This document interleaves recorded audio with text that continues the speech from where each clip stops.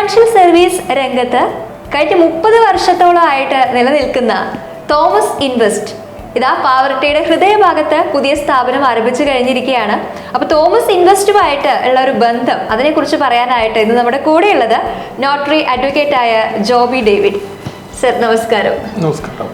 സാറിന് എത്ര കാലമായിട്ടുള്ള ഒരു ബന്ധമാണ് നമ്മുടെ തോമസ് ഇൻവെസ്റ്റുമായിട്ട്? തോമസിനെ കുറിച്ച് വിജയ തോമസ് ആണ് പാവട്ടിക്കാർ അറിയണത്. അതെ, ഒരുപാട് വർഷമായിട്ട് പാവട്ടിയുടെ പൊതുസേവനത്തിലും അതുപോലെ തന്നെ ഇൻഷുറൻസ് ഇൻവെസ്റ്റ്മെന്റ് ഇതിലെല്ലാം ഐറ്റി തെളിഞ്ഞിട്ടുള്ള അത് ഒരു പാഷനാക്കി എടുത്തിട്ടുള്ള ഒരു വ്യക്തിയാണ്.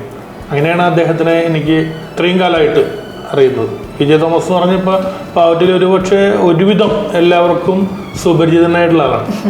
വളരെ കാമൻകായിട്ട് പിന്നെ കൃത്യത എല്ലാം ഭംഗിയായിട്ട് അദ്ദേഹം പ്രൊഫഷൻ മുന്നോട്ട് കൊണ്ടുപോകുന്നുണ്ട്.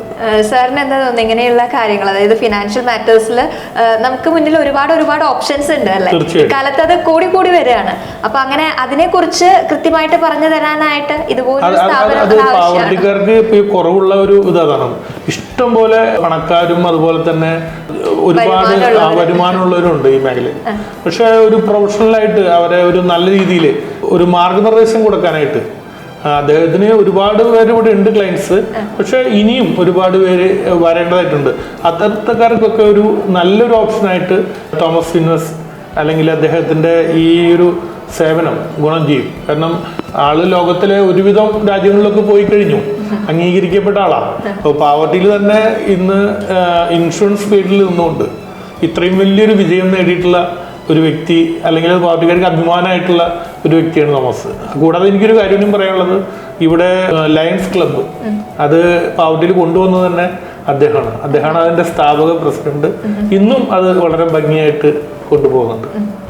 അത് തോമസ് അദ്ദേഹം എന്തു തുടങ്ങിയാലും അത് പൊന്നുപോലെ വിജയിക്കും. കാരണം അതിന്റെ പിന്നിൽ അദ്ദേഹം അഷ്ടാന്ത പരിശ്രമം നടത്തും.